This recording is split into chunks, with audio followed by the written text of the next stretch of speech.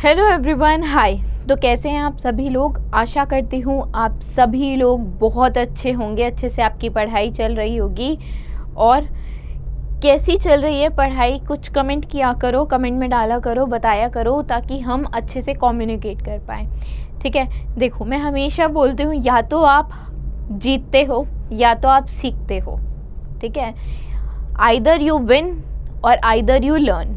ठीक है, इसके अलावा और कोई चीज़ नहीं होती। जो हार और ये फेलियर जैसे शब्द होते हैं ना, ये एग्जिस्ट नहीं करने चाहिए, क्योंकि आप जीत गए तो आप अपने एक्सपीरियंस, अपनी मेहनत, अपने बलबूते पे जीते। और अगर किसी कारणवश आप नहीं भी जीत पाए किसी भी लड़ाई में, चाहे वो आपके दिनचर्या में कोई भी छोटी से छोटी या बड़ी से बड़ी कोई भी लड़ाई हो, ठीक है, या ये जो आपकी जद्दोजहद है, डेली की जंग है कि आपको एक जॉब लेनी ही लेनी है अपनी मनपसंद, उस जंग में, उस लड़ाई में आप जीतते हैं या बहुत बारी हार जाते हैं। कभी प्री होता है, कभी मेंस नहीं हो पाता है। ठीक है, तो इसमें आप हारते नहीं हैं। हार वर्ड यूज़ मत कीजिएगा कभी भी अपनी लाइफ में। बोलिएगा या तो मैं जीता या मैंने कुछ सीख लिया, और जब मैंने कुछ सीख लिया तो आगे फिर मैं वो गलती नहीं करूँगा या नहीं करूँगी। ठीक है, इससे क्या होता है ना, जीत पक्की हो जाती है। एक दिन ऐसा ज़रूर आएगा जब अपनी गलतियों से सीख के आप क्या बन जाओगे, विनर बन जाओगे। तो आइए इसी के साथ सेशन की शुरुआत करते हैं और पहला क्वेश्चन देखते हैं। पहला क्वेश्चन क्या है? पहला क्वेश्चन है, किस स्टेट ने लॉन्च की है एक नई स्कीम है, मुख्यमंत्री संपूर्ण पुष्टि योजना। ठीक है, स्कीम्स क्या क्या हैं? मुख्यमंत्री संपूर्ण पुष्टि योजना और पद पुष्टि योजना। ठीक है, ताकि न्यूट्रिशनल स्टेटस क्या हो सके, इम्प्रूव हो सके। ठीक, अब न्यूट्रिशनल स्टेटस किसका इम्प्रूव हो सके, पहला क्वेश्चन ये। दूसरा मोस्ट इम्पॉर्टेंट जो पूछा हुआ है कि किस स्टेट ने लॉन्च किया है, तो अगर स्टेट की बात करूं तो नवीन पटनायक, दैट इज़ उड़ीसा के जो सीएम हैं।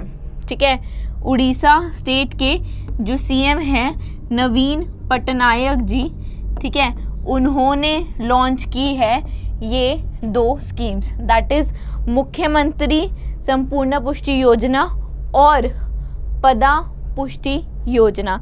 किसने की है? नवीन पटनायक जी, जो सीएम हैं किसके? उड़ीसा के।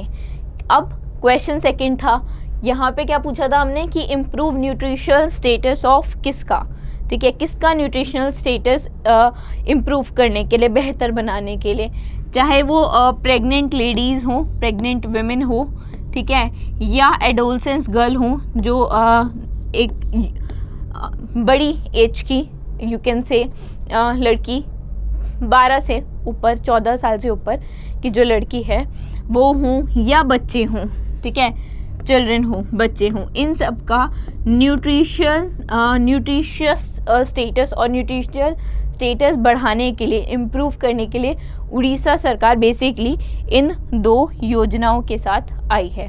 ठीक है, तो जैसे मैंने बताया, नवीन पटनायक जी ने मुख्यमंत्री संपूर्ण पुष्टि योजना और पदा पुष्टि योजना का को लॉन्च किया है, ताकि एडोलसेंट गर्ल्स हो गई, प्रेग्नेंट वुमेन हो गई और चिल्ड्रन, इनकी हेल्थ को इम्प्रूव किया जा सके।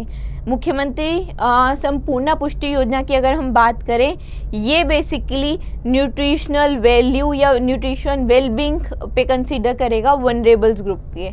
ठीक है, वनरेबल ग्रुप बोले तो जैसे मदर हो गई, एडोलसेंट गर्ल हो गई या बच्चे हो गए। और जो पदा पुष्टि योजना है, पदा पुष्टि योजना में बच्चे जो रिमोट यानी कि दूर दराज या ट्राइबल एरियाज़ के जो बच्चे होते हैं, उनको बेसिकली हाई क्वालिटी फूड दिया जाएगा, कुक्ड मील्स दी जाएगी उनके खुद के गाँव में, उनके खुद के निवास स्थान में। ठीक है, तो उनके खुद के एरिया में, यू कैन से। तो ये दो योजनाएं थी जो उड़ीसा सरकार, दैट इज़ सीएम नवीन पटनायक जी द्वारा लॉन्च की गई। ठीक है, आगे चले। देखो, 4th एडिशन पूछ रहा है नदी उत्सव का। नदी उत्सव का 4th एडिशन किस रिवर बैंक पे मनाया गया? कब मनाया गया, सबसे पहले वो देखते हैं। अगर बात करें मनाने की तो 22 से अभी 24 सितंबर के बीच में इसको मनाया गया था। इसको मनाया गया था दिल्ली में, ठीक है। कहाँ मनाया गया था? दिल्ली में मनाया गया था।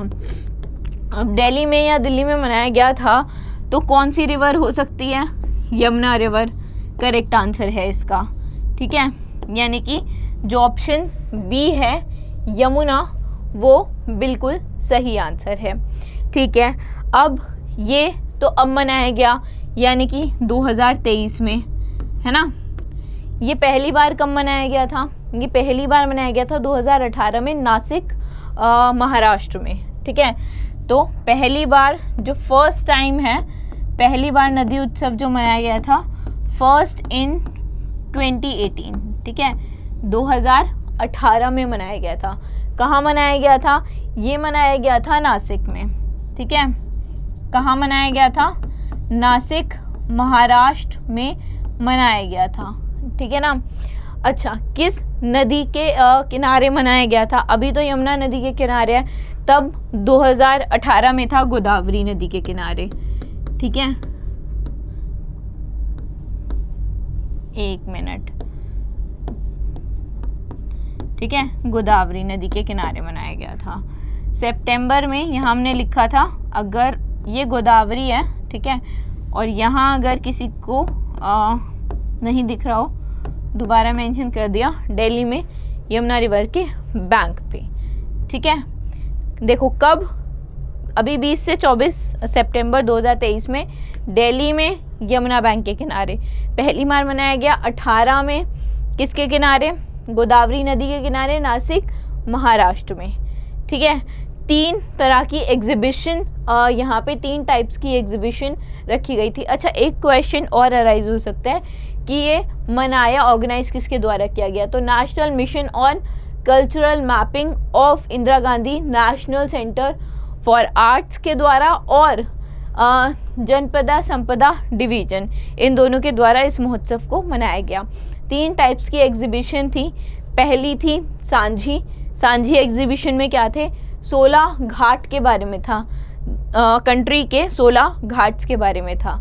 दूसरी में फ़ोटो एग्जीबिशन थी। Photo exhibition related to river civilisation, मतलब जो नदी सभ्यता है उसके बारे में पूरा था फ़ोटो एग्जीबिशन में। और तीसरा था पेंटिंग एग्जीबिशन। पेंटिंग एग्जीबिशन में क्या था? जो बच्चे थे, स्कूल के बच्चे, उन्होंने पेंट किया था, पेंटिंग बनाई थी किसकी? रिवर्स पे पेंटिंग बनाई थी, ठीक है। नदी उत्सव बेसिकली किस लिए किया जाता है, मनाया जाता है?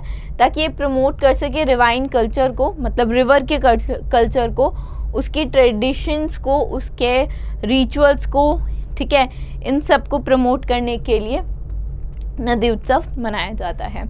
अगर नदी उत्सव की बात करूँ, नदी उत्सव इवेंट की बात करूँ, तो डिस्कशन हुई थी, डिस्कशन सेशंस हुए थे जो बहुत सारे टॉपिक्स पे हुए थे, चाहे वो प्राचीन काल में नदियों के नाम के बारे में हो, कल्चर हेरिटेज के बारे में उसकी, या रिवर या उसके से रिलेटेड जितने भी कल्चर्स हैं, जितनी भी ट्रेडिशन है, उन सब के बारे में बात की गई थी। जैसा बताया था कि पहली बार कब मनाया गया था? 18 में नासिक में। कहाँ पे? गोदावरी नदी के किनारे, तट पर, ठीक। नेक्स्ट देखते हैं, नेक्स्ट क्या है? नोटेड हिंदुस्तानी क्लासिकल वोकलिस्ट मालिनी राजुरकर, मालिनी राजुरकर बोल रहे हैं, अभी उनका निधन हो गया है। वो किस घराने से संबंध रखती थी? ठीक है, वो ग्वालियर घराने से संबंध रखती थी। अच्छा, 2 स्टाइल में उन्होंने मास्टरी की हुई थी। कौन से स्टाइल थे? एक था ख्याल, ठीक है, 2 स्टाइल से जिसमें उन्होंने मास्टरी की थी, एक था ख्याल और दूसरा था तपा, ठीक है। इन दोनों स्टाइल्स में हिंदुस्तानी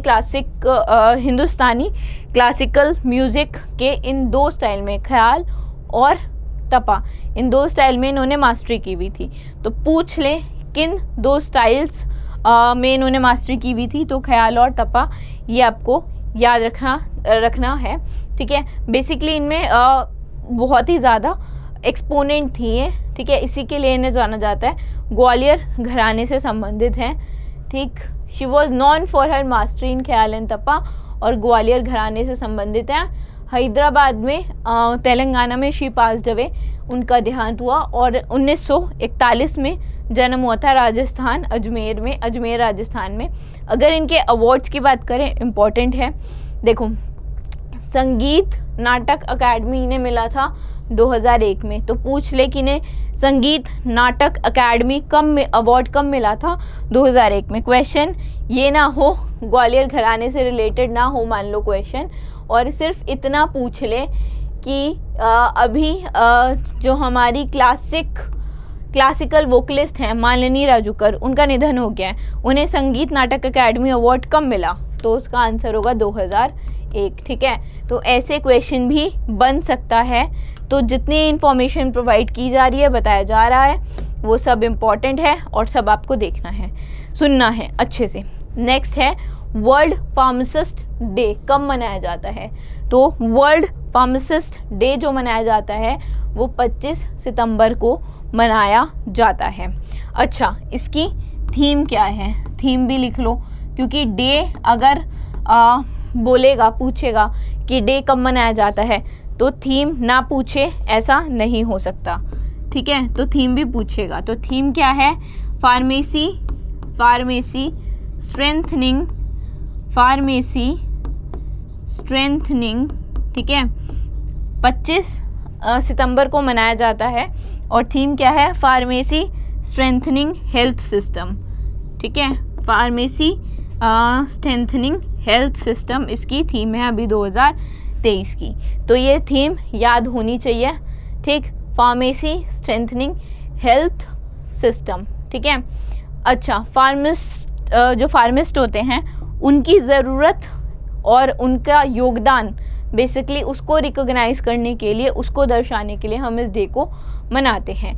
इंटरनेशनल फार्मास्यूटिकल फेडरेशन ने जो एस्टैब्लिश हुई थी वो इसी दिन हुई थी 1912 में। ठीक है, ये चीज़ पूछ सकता है, डेफिनेटली पूछ सकता है कि इंटरनेशनल फार्मास्यूटिकल फेडरेशन कब बनी थी। तो ये फिर क्वेश्चन किस में चला जाएगा? स्टैटिक में चला जाएगा।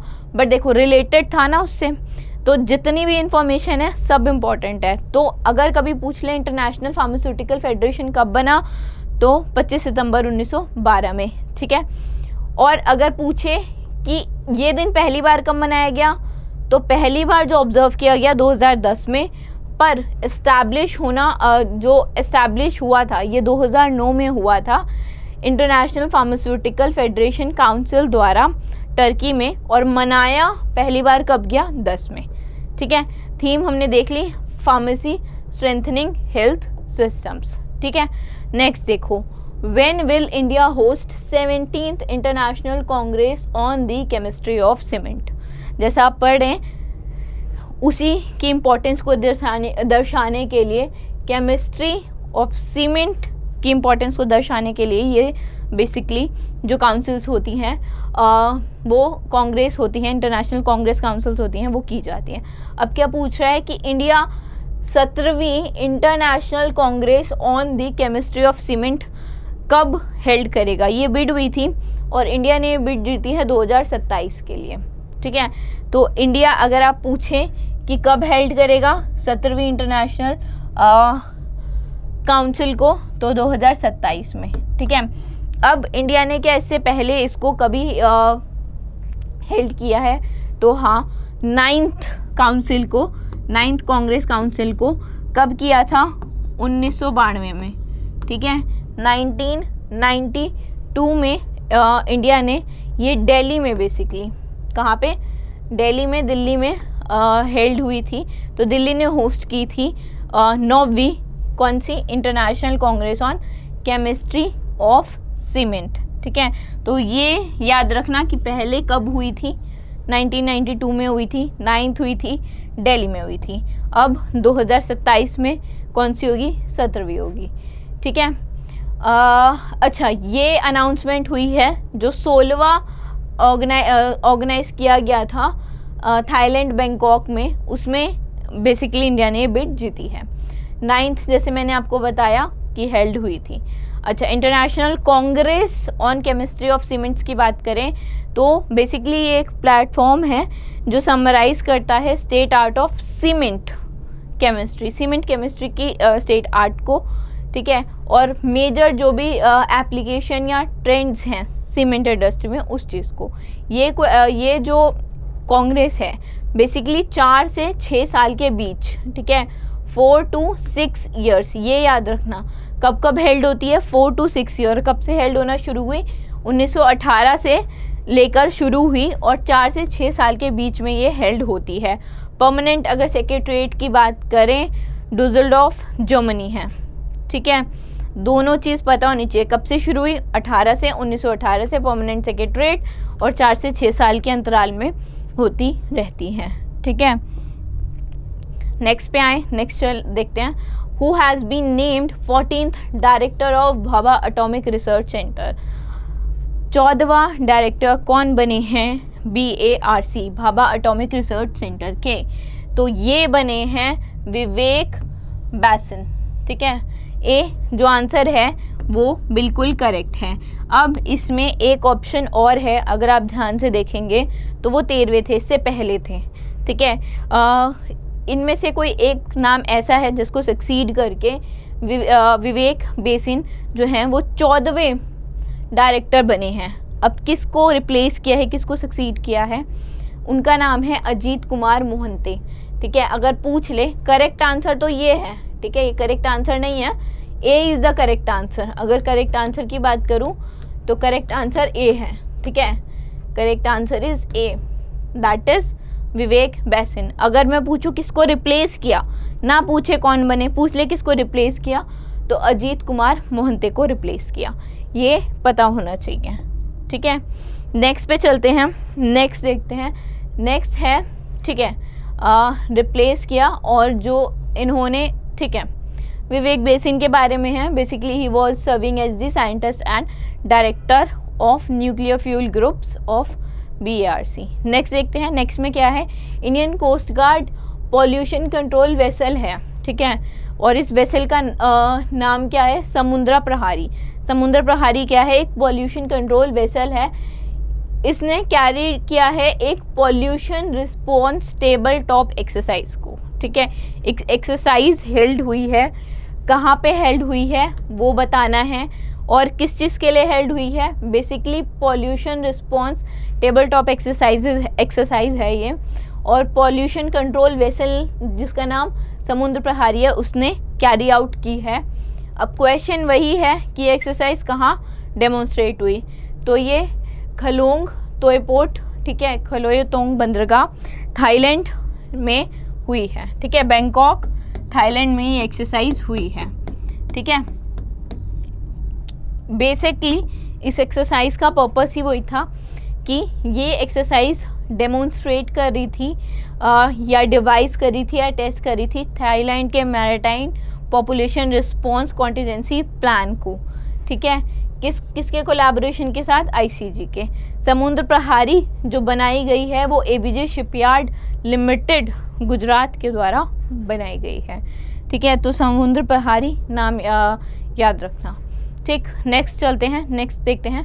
When is international day of sign languages observed annually.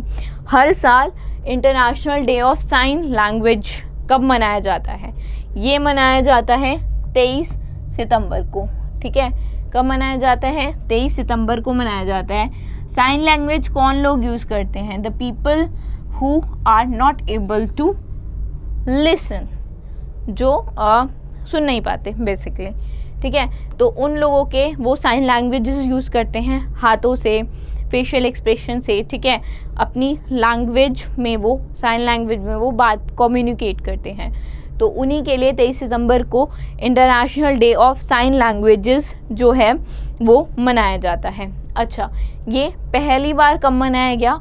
ये पहली बार मनाया गया 2018 में, ठीक है, फर्स्ट इन 2018, तो पहली बार 2018 में मनाया गया। International day of sign languages 23 सितंबर को, ताकि स्प्रेड हो सके awareness about the importance of sign languages की इम्पोर्टेंस दर्शाने के लिए दिन को मनाया जाता है। 2018 से मनाया जा रहा है और 2018 में international week of the deaf से इसकी शुरुआत हुई थी। बेसिकली थीम की बात करें जो बहुत इम्पॉर्टेंट है, वो है a world where deaf people everywhere can sign anywhere. क्या थीम है? A world where deaf people everywhere can sign anywhere. A world where deaf people everywhere can sign anywhere. तो ये थीम याद रखना इम्पॉर्टेंट है, ठीक है। नेक्स्ट देखें, देखो एक नई बुक जिसका नाम है नेशनल कॉलिंग, इंस्पायर करती है यंग लोगों को ताकि वो ब्यूरोक्रेट्स बने, ठीक है, मतलब यूपीएससी एग्ज़ाम क्लियर करें बेसिकली और ब्यूरोक्रेट बने, ठीक। तो ये किसके द्वारा ऑथर की गई है? ये आईएएस ऑफिसर हैं सोनल गोयल, इनके द्वारा लिखी गई है, ठीक। यूपीएससी गाइड ने इसे पब्लिश किया है और किरण रिजिजू जो हैं हमारे union minister of earth and science, उन्होंने बेसिकली इसको लॉन्च किया है। और क्या नाम है? Nation calling holistic approach for union public service commission civil services examination, authored by 2008 batch के आईएएस ऑफिसर सोनल गोयल के द्वारा, जिनका रेजिडेंट है कमिश्नर ऑफ त्रिपुरा भवन नई दिल्ली में। ये बुक यूपीएससी गाइड द्वारा पब्लिश की गई है। और अगर बुक की बात करें तो ये उनके 15 साल के एक्सपीरियंस को दर्शाते हुए इस बुक को लिखा गया है।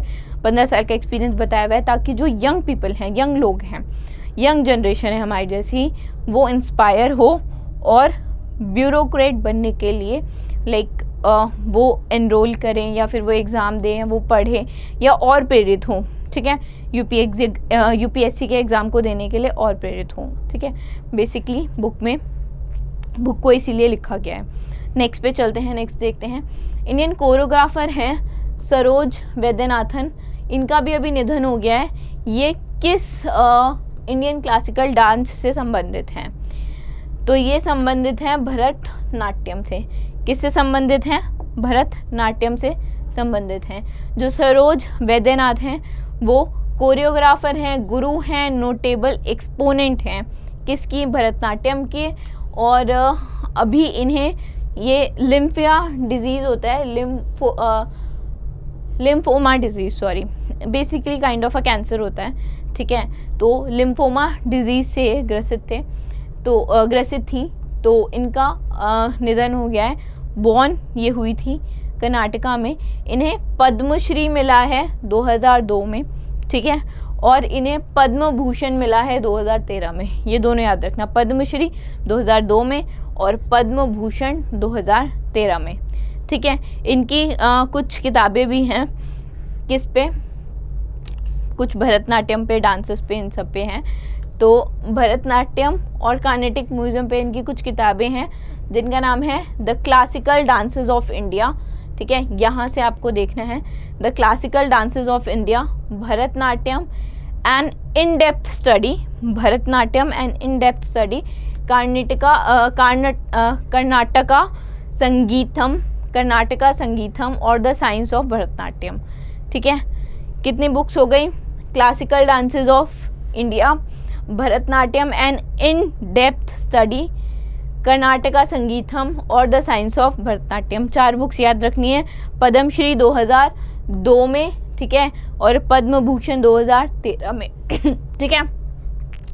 इन्होंने गणेश नाट्यालय जो है वो भी एस्टैब्लिश किया है 1974 में। इनका नाम, इनके अवार्ड्स, इनकी बुक और इन्होंने जो गणेश नाट्यालय एस्टैब्लिश किया है 1974 में, वो चीज़, ये सारी आपको याद रखनी है, इम्पॉर्टेंट है, ठीक है। कुछ भी पूछ सकता है, किस डिजीज़ से इनका देहांत हुआ वो भी आ सकता है, ठीक है। तो आज के सेशन में इतना ही। We will be meeting you again, so thank you for now.